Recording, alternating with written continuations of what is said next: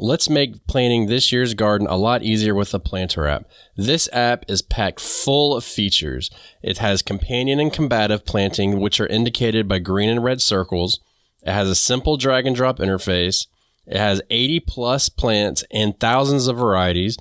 All the info is needed to grow veggies, including when to start seeds, transplant, and harvest, the ability to create custom plants and varieties, a growing guide with in-depth articles to supplement the quick info in the app, not to mention that you can view it and use it both on your PC and on your mobile device, so you can always be planting your garden on the go.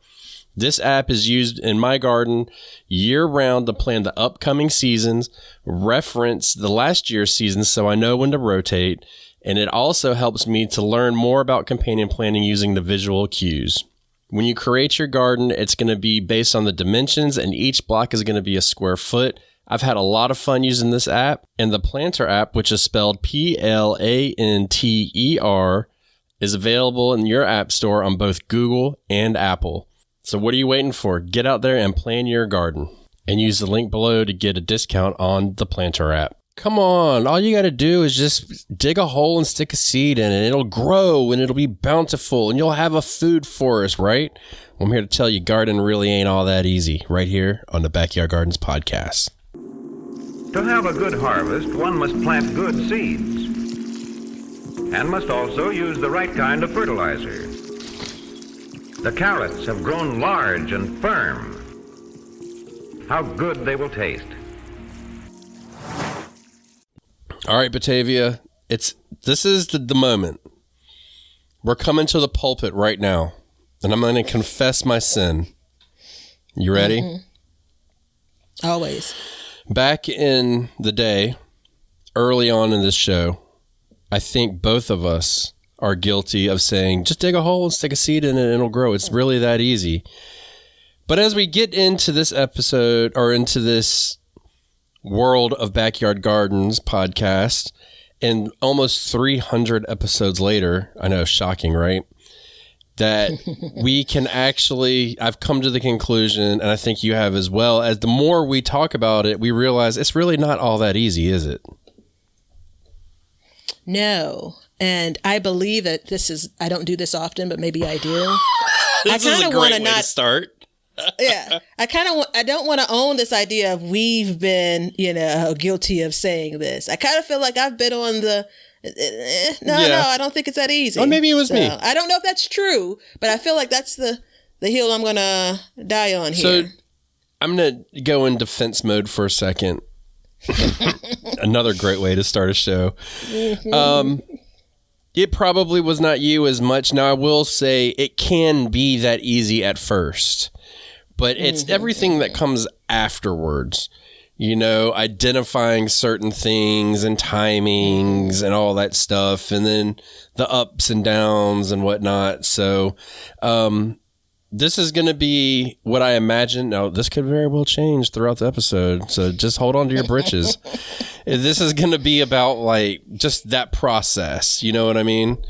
So it's a good way to kind of capture the moment, because I can't go back to 2008 and say, did I think it was I'm going to put myself back there and it was easy or not. But I feel like, if I go back in the Wayback Machine, I don't feel like I thought gardening could be hard until recent years. And there's a direct correlation with how I've changed as a gardener, how my garden has changed. I think it's connected to it.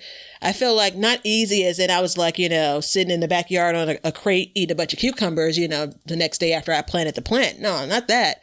But it never occurred to me as this is a hard thing to do. Yeah, I mean, for me, well, you know what? Let's talk about our first gardens. How's that? Let's just dive right into it. I remember in my first garden, it was pretty easy. There wasn't a whole lot of issues, but also I wasn't emotionally attached to my garden.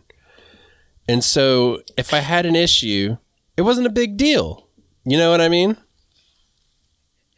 Come on, somebody. So what I may not have said in my preamble was how many things died and I just kept on moving, I wasn't doing an analysis on it. I was, let the thing sit there dead or pulled it and was like, I'm buying the cucumber from the store anyway, I can't say for certain, but I feel like that was the vibe then. Yeah. It was just a thing that I did, and who knows. Remember, I keep on going back to sometimes my garden didn't go in until June or July,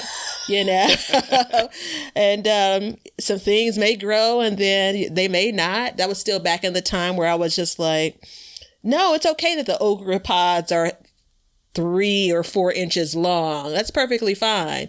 Then realizing they tasted like wood. And again, I shrugged and kept on moving. It wasn't like I came onto a podcast and talked about it. It wasn't that big of a deal. Yeah, it wasn't. You just did it on your own, and it was what it was, and things happen. And look, I know there's somebody out there right now listening, and you're in this phase right now, but just work with us here. Just hang in there, because we're going to go through the phases of the garden, for us at least, and how these things started to change.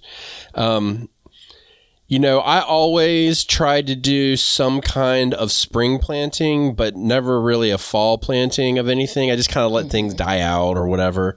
And like I said, I wasn't emotionally attached, so it wasn't a big deal. There was, if I failed, it was like, I failed. There was nobody watching me. I didn't tell anybody about it. Now, I did work at a job at the time. I was working for the government, and there was about 5 other people in there that were gardeners.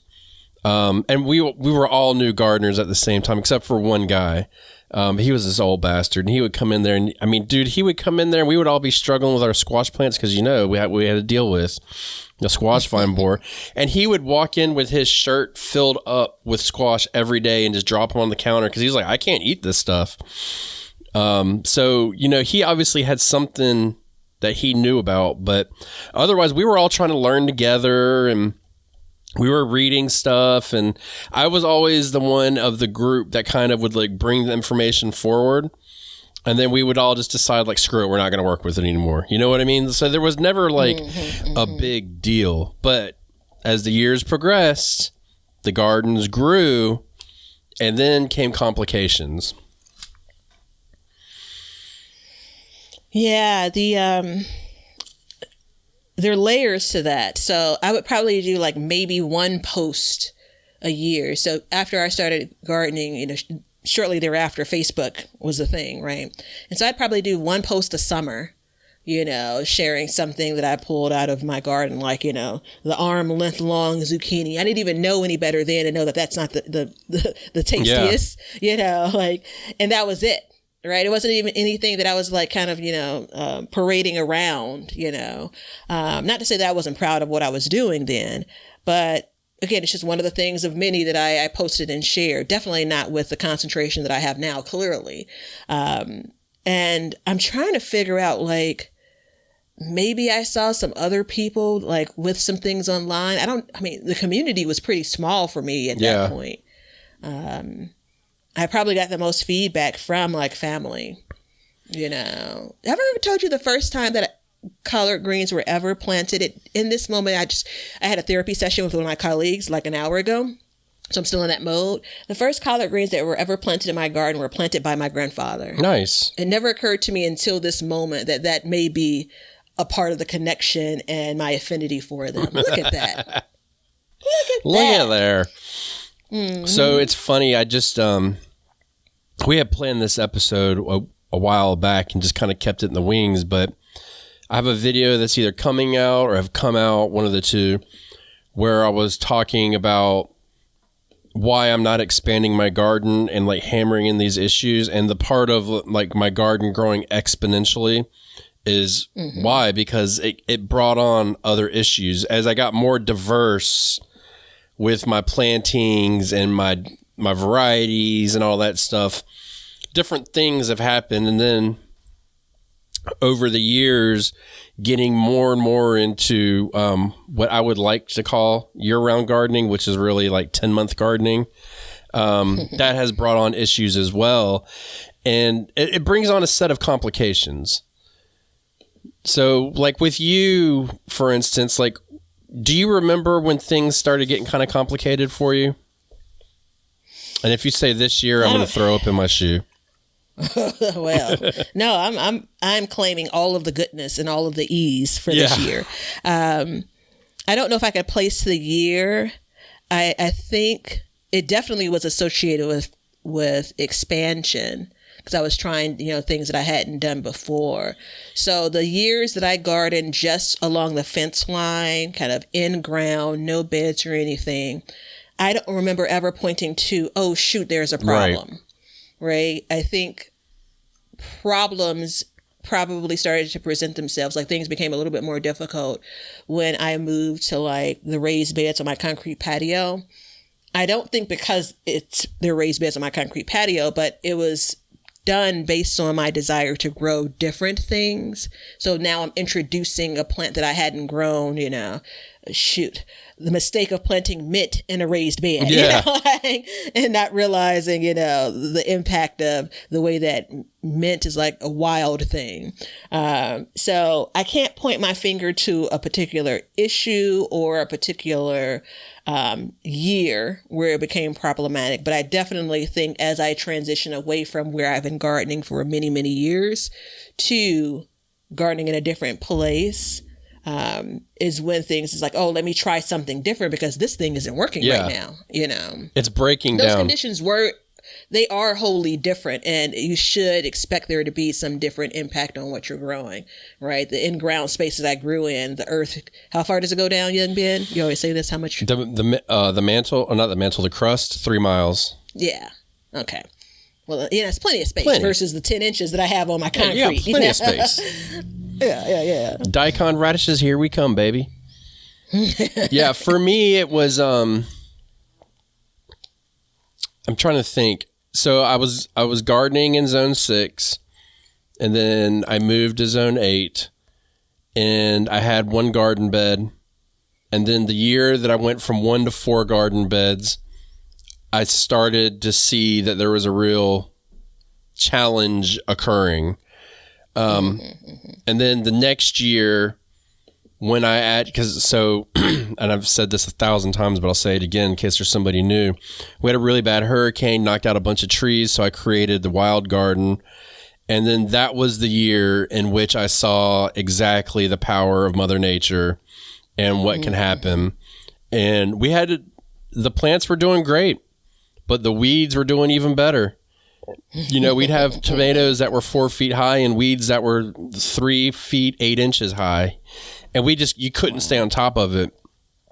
And that was really an eye opener for me. So that was it took me a while to get to the point to where I was like, oh, this really isn't as easy as I thought, and it's like I said in that video too, it was like, whenever you start a new garden bed, issues will arise at some point for whatever reason. You could have a pest, you could have a disease, you could have weeds, you could have, too much to handle, whatever. And so as those issues arise and you see them, you got to stay on top of them. So that was the weeds that came that year were just unprecedented. I had no clue that something like that was possible, to just come that fast and that hard and that long. And there was nothing you could do about it whatsoever. We would go out there and we would spend hours weeding it, and then you come back a week later and they're just right back. And then we do it, but then you have to wait for them. So then they come back and we do it again and again and again, and it kind of led us to the situation we're in now. But that was the beginning. And then once I started really doing more intensive planting, then I started realizing that there's soil issues to contend with that are a real issue. And that's the stuff that you can't see it. And that's super freaky to me. Same with diseases too.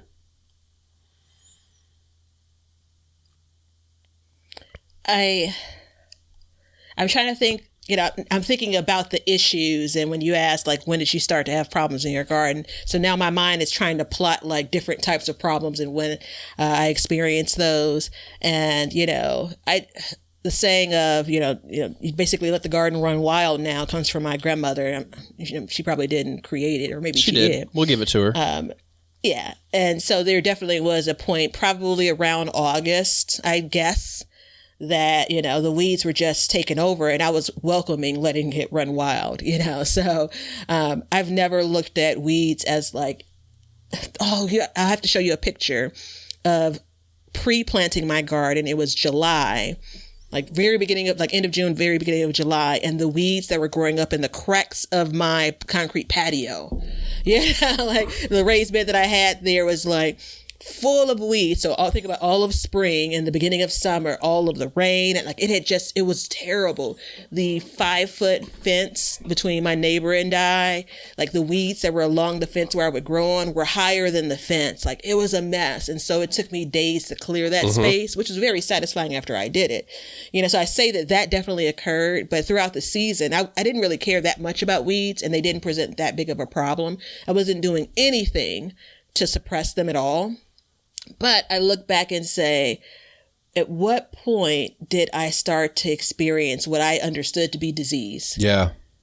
I don't know the answer, but I pause to think about that, because I feel like, when it comes to problems that gardeners have, I'm working through the gumbo of them now.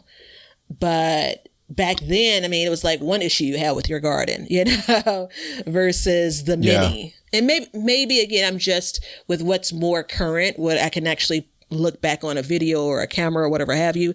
Maybe I'm more focused on that, on suppressing those memories from way back then, It's funny you say that, because it was actually earlier than that, when my first bout with powdery mildew. That was when, and that was years, like maybe my second year of gardening. I remember I had a pretty bad battle with it. And I remember reading about it and basically learning that there's almost nothing you can do for it. So I do remember that being an issue, because I remember I would get up for work, and every morning I would get up for work, I'd walk around the garden, I'd water if I had to, and then I would treat it with what I would consider treating, which was like cow's milk and something else mixed in water. And then apparently the proteins would attack the powdery mildew when the sun hit it. So that was kind of like my method that I would do. And so I was doing this and it smelled putrid in the middle of summer. It was horrible. But it was one of those things where like you realize like there's nothing I can do about this, And so then you fast forward to the weeds and stuff like that. But even then, like now, as an experienced gardener, these things still crop up, and it's shocking when you see it, when your tomatoes wilt or your cucumbers don't produce, and you're like, what the hell's going on? And you like try to figure it out. You look it up, you research it, you ask people, and it's like, there's no rhyme or reason for it. And so it's like, you just kind of have to take a stab at the dark and be like, well, I got fusarium wilt or, cucumber mosaic virus or something crazy, I think that I probably have pictures somewhere on the internet with plants that are next to me or behind me that are like peppered and powdery mildew, and I just didn't even know any better. It's like, look at my garden. Look at how pretty they are. Everything's turning white. Yeah, it's and so then it's like, and then you get a pest. And luckily, pests are not as difficult to treat. I mean, you can find a remedy for most pests. You know what I mean? It's the diligence. Yeah. And then you start, so when these things come up, then it becomes a battle of like wit and what I like to call intestinal fortitude, where you're just like, I'm going to keep going and I'm going to keep attacking it and I'm going to stay on top of it. And you're checking it every day and you're like, is there any more damage? Oh no, there's more. The Japanese beetles are back, boy. And you're just constantly trying to treat it and handle it. And it's a daunting task at times, I would say.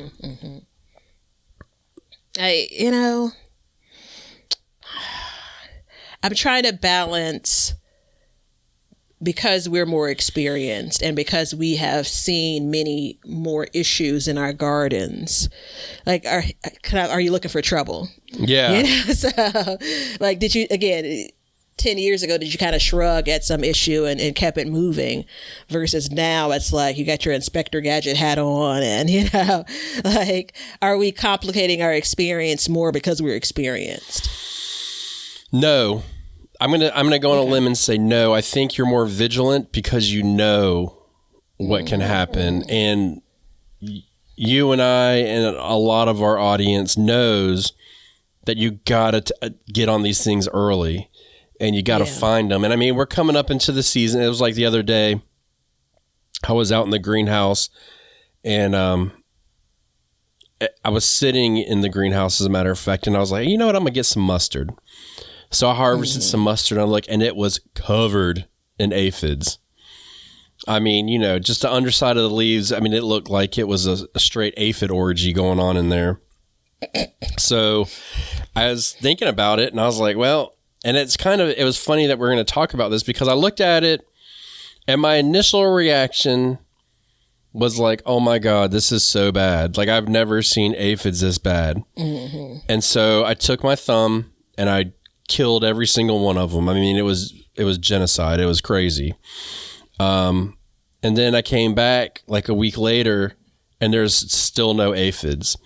Now, that's my experience that's kicked in, that knows, like, hey, you just got to kill them, and then you have to keep an eye on them, but you know how to handle aphids. And I mean, you know that I don't really worry over aphids that bad, because I can, and I've learned how to handle them. Mm-hmm. But when you see them, it's shocking in the amount of numbers that they can be on a plant. It's like, it's unreal how many you can get. But when you first see it that first time, it's so daunting. And then you go down the rabbit hole of like trying to learn about it. And then you figure out like, hey, I can't just treat it once. I got to treat it during its life cycle. So I get the eggs, and then you come back, and you know, you're learning all of this at the same time. When not to mention, you've got this other plant over here with the squash vine borer in it. You've got this other one with powdery mildew. And so there comes a point where you're trying to manage all of this stuff at once, and it becomes overwhelming. Mm-hmm. Yeah. I hate aphids with everything I have. Even, I just hate it. And I have been thinking about adopting the whole, once they come, I'm pulling the plant, like I'm done. Really? With it. Yeah, like that's my method of treatment. So as a quick update, we are 1 month in of starting some brassicas from seed, and some look really, really good. By the time this airs, we will know if this gal here was successful, right? By the time this airs, we'll be close to trying to figure out what the weather is going to be like outside. But I bring that up, and I'm kind of like, you know, the Tuscan kale looks the best so far, which is like I'm chasing your pictures of your Tuscan kale from last month.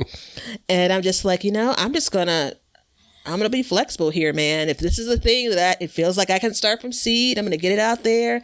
But I know like the aphids love. Yeah. Yeah. It feels like all kinds of kale plants. But I'm just like, you know, just grow more of it and then be done with the plant when you're done with the plant. I mean, I think that the way that you manage things like pests sometimes shifts year over year, depending on how important that crop is. And I bet your experience with aphids is different now than it was in the fall, and maybe different than it was in the spring. In the summer.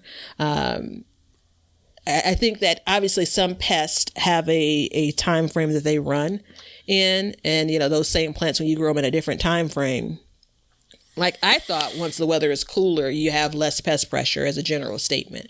And so I am kind of surprised to hear that, you know, you have aphids now, but I'm wondering if those are just really older plants. In the greenhouse. Oh, there it is. Yeah.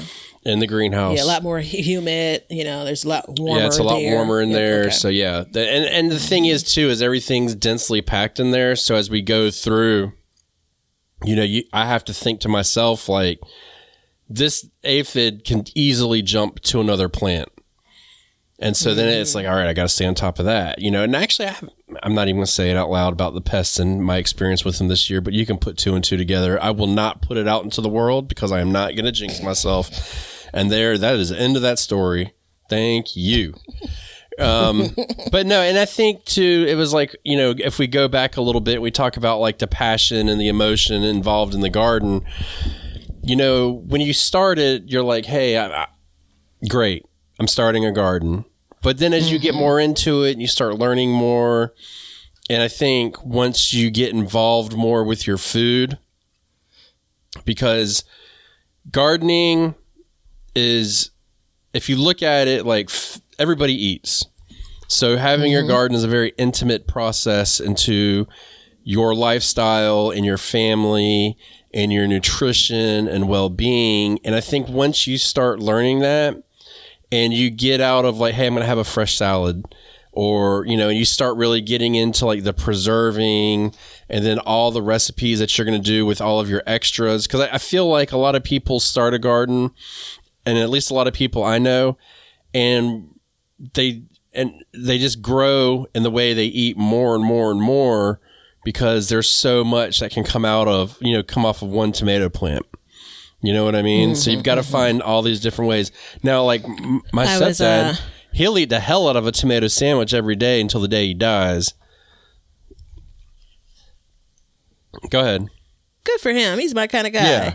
No, I was as you were speaking, I was thinking about the continued connection to, you know, social media and the internet. And if I go back again to 2008, the one picture or two pictures I'd share or post I'd make on Facebook. And while I know that there are a bunch of gardeners that have like long-standing YouTube channels, for example, and have been out there sharing their garden experience going back then, and I don't know if Instagram even existed then, but I think our perception of hard absolutely is influenced by kind of what we're seeing in everyone else's gardens. And I was pulling up a comment. I shared a video last summer. It was titled "My Garden Mistake Plus My Garden Journey," because I always want to tell that story. So the person writes, "I really appreciate you sharing your wins in all capital letters and your losses. It's so helpful to me, to someone like me who has grown herbs for a long time, but I'm pretty new to vegetables." And so the person goes on to talk about, you know, some of the battles they have, and phrased it as a lot of battles, but they're encouraged to continue to, you know, garden based on videos like me. So this isn't really about me, but it's this idea of, we oftentimes see the pretty. We've talked about this over and over, and it's still relevant, right? We oftentimes see the pretty. It's not like, you know, when your kids take a picture at school, you're not sending to family and friends the one where, you know, their eyes were closed. Like, you're going to share the thing that, you know, you feel like best represents them. And that's the same thing with our garden. And whether or not you and I are looking at our garden saying that, oh, this is a problem is one thing, or I'm going through some difficulty, or this is hard is one thing, versus what we share and kind of when we look at other people's gardens and think, well, how is it that they have, you know, 80 eggplant? How in the world could they pull this off? You know, I get the question of how can I grow, you know, large collard green leaves? And I'm like, shoot, I still don't know how I do it. You know, like, yeah, you just do it. You know, yeah. And so, but then when someone doesn't grow, you know, leaves that are the size of your head, it's like, well, this is hard because my leaves are only the size of your hand, you know, which I'm going to eat them all, you know? Yeah. So there is that. You're making me uncomfortable. That's fine. Perception versus reality is where I'm trying to get to. Well, and I didn't anticipate this going in this direction, but I'm going to say it. That's why social media is so damn toxic. And I've seen some people's stuff, and it'll look completely amazing. And I'm literally sitting there, I'm like, turn the camera around. Let's see what's behind you. Like, it ain't all good. You know what I mean? Like, there's hardly a garden out there that just doesn't have an issue. And that's why on this show and on both of our YouTube channels, Sandy Bottom Homestead and Be Better Gardens, we try to... we really try to highlight the issues as they arise too. It can't all be good, because one thing that we know is when you look at Instagram, Facebook, YouTube, you know, you name whatever platform, you're seeing a curated process. You're seeing exactly what people want you to see, and that's fine. But the problem I have with it is, as you are learning, and let's face it, as a garden, you know, a company that is focused on gardening, you and I both know that you are always learning how to garden all the time. There is nothing that you have figured out just 100% you're good no matter what. You don't ever worry about it. It's just good, and we're always learning. And so it's in our nature to look at these things and say like, hey, I don't have that. Why are my collard greens not so big? And I mean, look, the answer is simple. There's 3 reasons. 1, you have a different variety. 2, you're not feeding it enough. Or 3, I don't know, pick one. I mean, it could be watering, sun. There's so many different reasons why you couldn't have these large leaves. You know what I mean?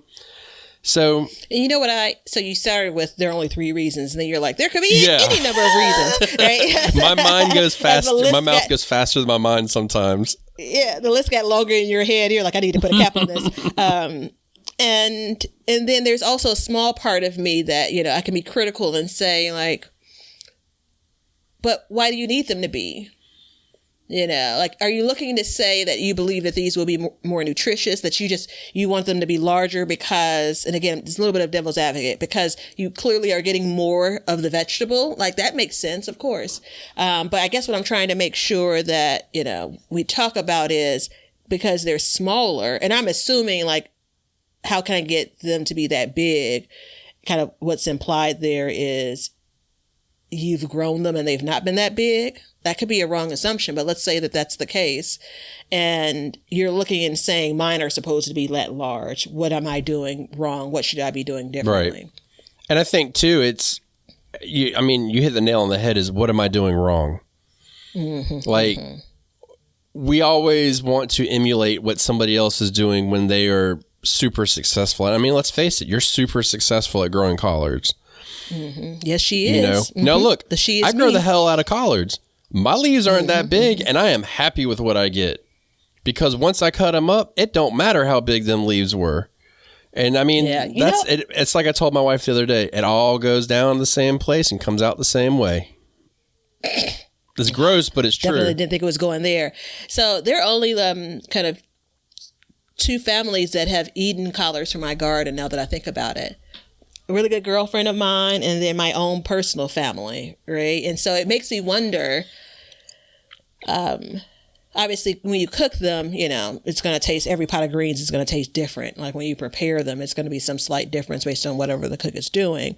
But like your greens may taste the way that you want. I always say things, and I try to weave it in every video because there are people that are experienced with growing collards and they feel like they get tougher. They're not as tasty once they get that large. So I don't even know if the goal should be to grow them that large. And to your point, variety is absolutely king when it comes to that too. You could have a variety that isn't designed to get that large, where I'm growing a variety that is perhaps, which it isn't something I set out to do. In fact, I probably stumbled upon it, at least one year. But it kind of goes back to like, if you enjoy zucchini or some type of summer squash more when it's younger, but you're looking and saying, but how do I get it to be that big?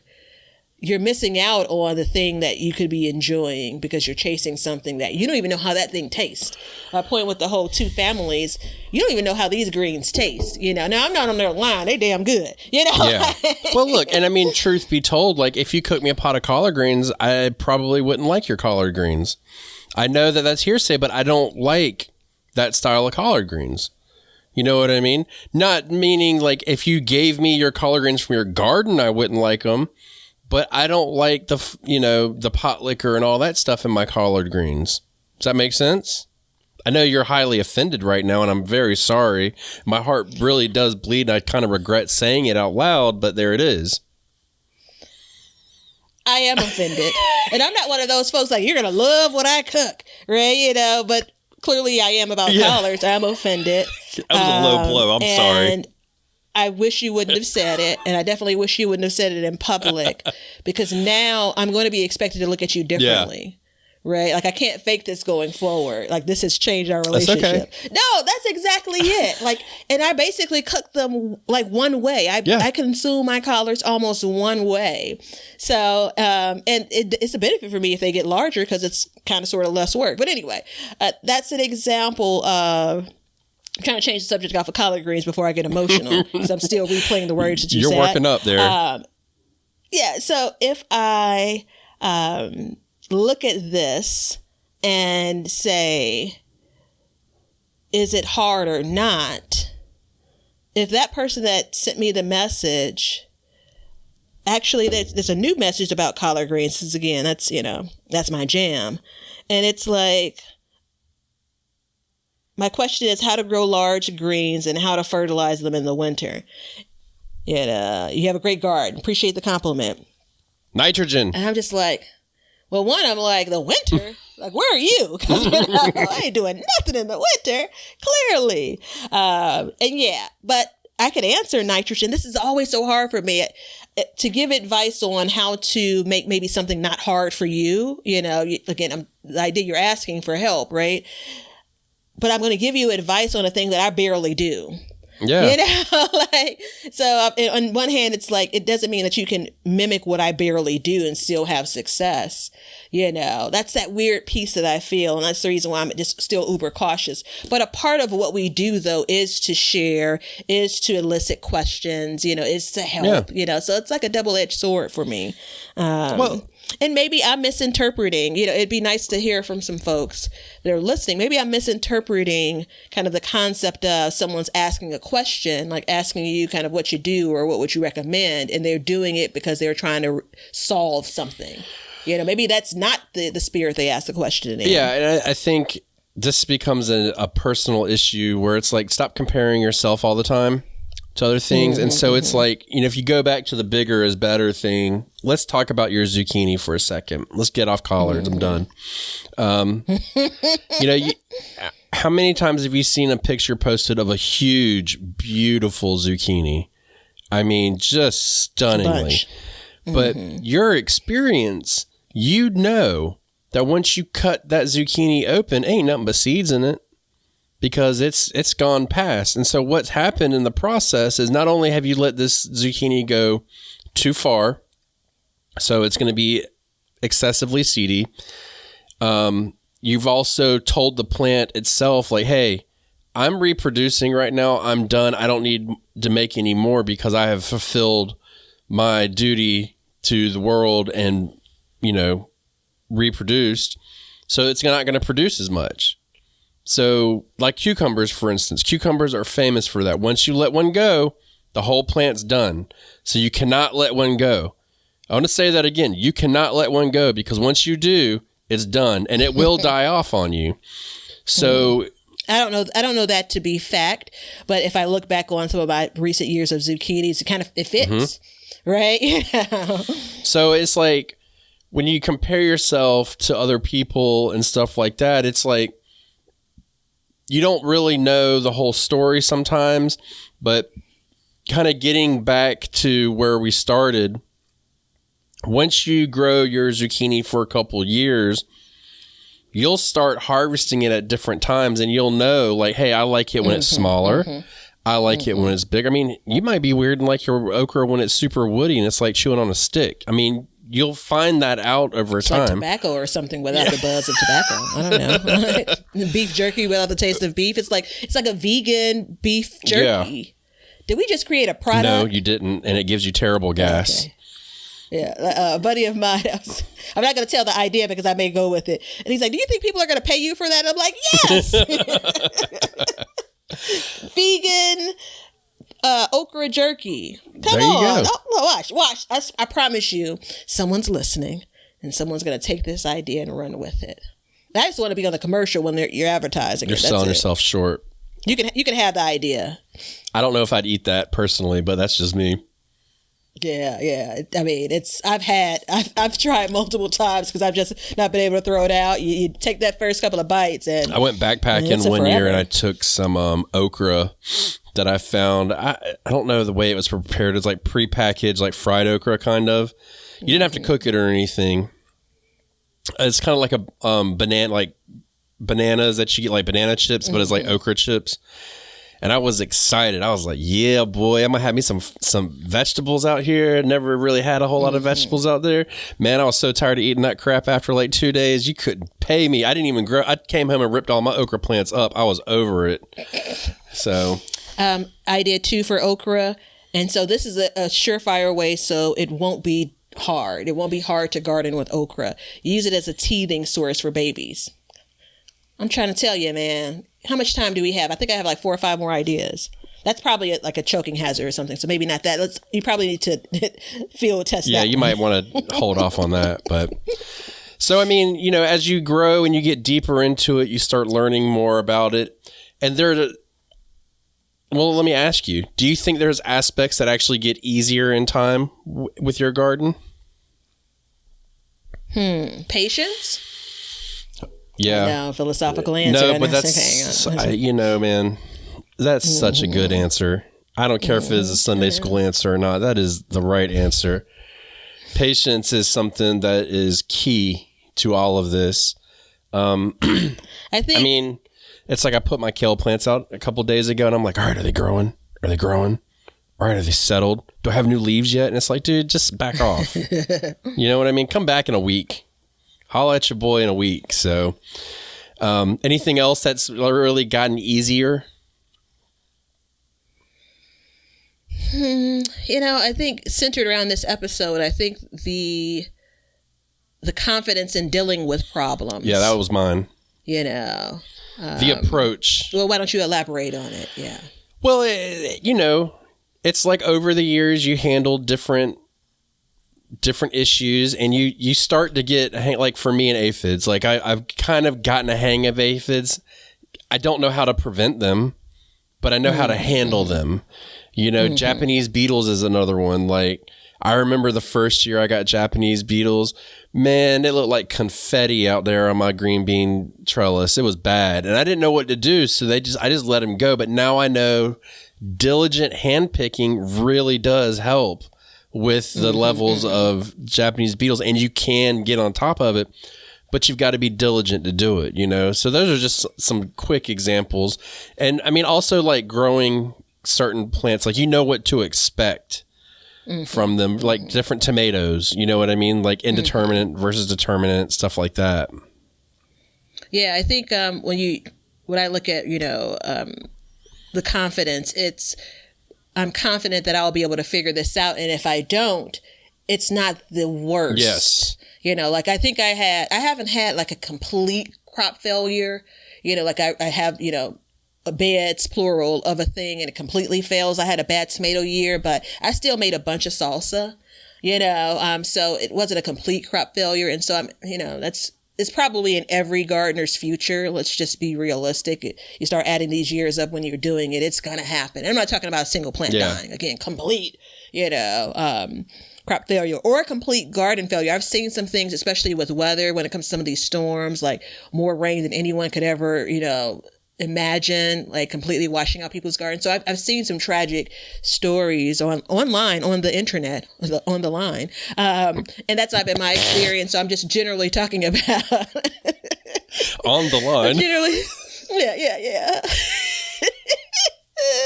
You're going to give me the giggles. I'm talking about like, there's no like fire. There's no panic.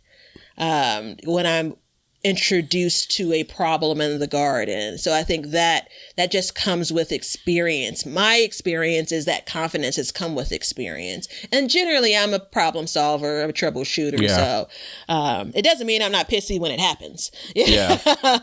I'm not frustrated. It doesn't mean that repeated problems, you know, year over year, you know, I don't want to strangle a plant. Of course I do sometimes. You hear me, I'm pulling kale plants after the first harvest. Forget cut and come again. I'm running away from the aphids. I'm done. Yeah, I had a lady come over the other day to buy some seedlings from me, and when we were messaging back and forth, she was like, you know, this is my first garden. I'm just really looking to get into it. And I was like, well, if you have any questions, you know, when you come to get your seedlings, be sure to ask. And so as we were talking, I realized, like, as I was talking to her, I realized like I was going like way over her head. You know, because I was trying, like, I a few minutes. And, you know, if you buy a seedling or something from me, I want you to be successful. So I'm going to do the best I can, minus giving you all the stuff, but I'll give you the knowledge that I have and point you to the right directions. But the amount of questions that she had, you could tell that this was going to be a tough year. You know what I mean? And she wanted to grow a variety of things, which is really hard place to start because there's so much to learn about each individual plant and the times that they grow and when they grow, when they can be harvested and all that stuff. And I think that's the biggest thing for me. My biggest challenge is getting things to a point where I can get them timed right. You know, like I had a whole timeline set up for this this spring, and I mean, here we are. You know, each day the temperature swing's been 40 degrees. You know what I mean? So that's changed my timeline. But see, my experience has kicked in, and I know that it's okay to do that. Forward looking into the forecast using the tools available, I know that I am able to make this happen in a different way than I had initially planned and how the book tells me to do it. And so that's been a big benefit too, is being able to be flexible with the weather and stuff like that, you know. And I'm here to tell you, I mean, I just fertilized my lettuce seedlings today. And at the same time, I looked at the weather and I was like, you know, I really need to harden them off. And so I was considering like just go ahead and just leave them outside and let them harden off.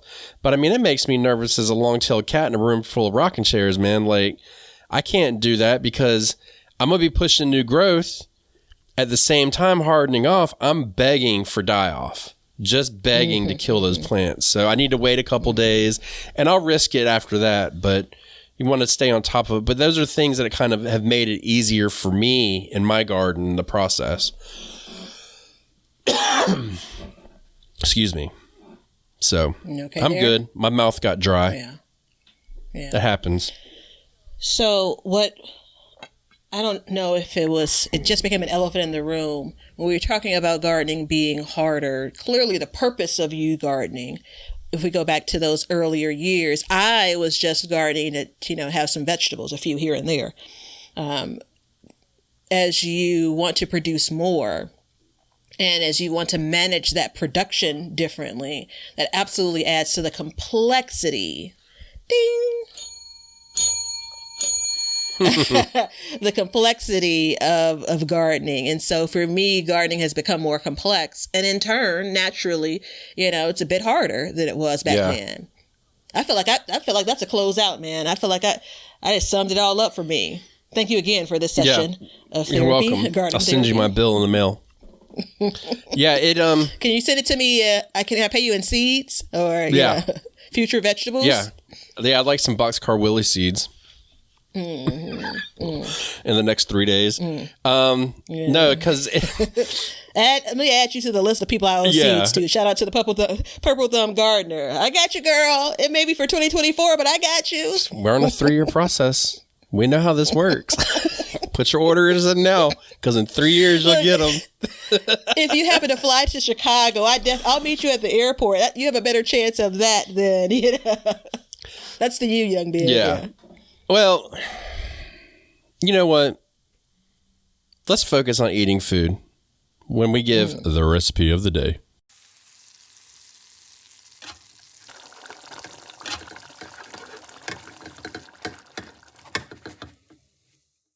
All right, everybody, that was an abrupt stop, but straight up honesty, I forgot what I was going to say, and the time was right. So I'm going to give you a spring vegetable pot pie. Now, to be honest, the recipe calls it vegan, and I hate more than anything when somebody makes something vegan and they put the word vegan in front of it. So whatever, add chicken to it just out of spite. Okay. And this recipe, we'll post it on the Patreon page if you guys would like to see it. It includes your vegetables, which calls for fennel bulb, leeks or onions, garlic, potatoes, carrots, asparagus, and peas. So it is full of your spring vegetables. The herbs are tarragon, lemon thyme, and chives. And then you're going to need some kind of milk it clearly says in the recipe almond milk or cashew milk, but you know what? Throw some cow's milk in there just to despite them calling it vegan. Just kidding about that. Use whatever you'd like. Lemon juice, some bouillon, whole grain mustard. I don't know what that is, but salt and pepper, flour, and then butter or olive oil. And so you're going to chop up all your veggies, make them, you generally want to make them about the same size so they cook better. Boil them down for about, blanch to the potatoes and carrots in salted water for 10 minutes until fork tender. And then save a half a cup of the water as you drain it. Dissolve the bouillon in the saved potato water at the same time. And then you're going to saute your leeks or onions, or you know what? Just do both. Live on the edge. With garlic, fennel, and asparagus. And then in a pan that's about 10 inches deep, you are going to hold on. This recipe is weird because you have to go scroll down to see each individual picture. Use an oven-proof 10-inch pan, or after cooking on the stove, transfer to a completed filling to a baking dish. There you go. Add all the veggies and the saute mix, and then put the butter in it in the center. So you're going to push it to the side, put the butter in, add flour as best as you can, add the bouillon and broth milk, and stirring while whisking so that you can get it nice and thick. Add the mustard and let the sauce come to a gentle boil. Turn off the heat. Stew. Add the peas, lemon juice, lemon thyme, tarragon, and chives. And then let the filling cool while you prepare the crust. Use whatever crust you want. I'm not going to get into how to make a crust. And then you put it in the oven for 15 to 20 minutes at... Oh, cool. It doesn't give you a temperature. So pick your temperature. Wow, this place sucks. I may have over-skimmed it. It definitely, I do not see a temperature, but whatever.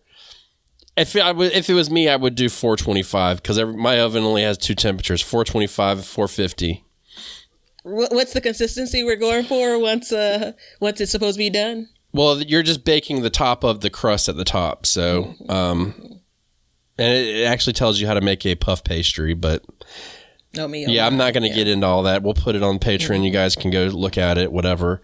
But that way you can use all of your spring vegetables. Now, that being said, I would never grow fennel because in my research, it apparently hates every single plant known to man and is very combative to it. Don't know if that's true or not, but I don't really care for the taste that much, but it does sound good in little small amounts in this. I have an idea about something we should be talking about as a bonus / Patreon episode.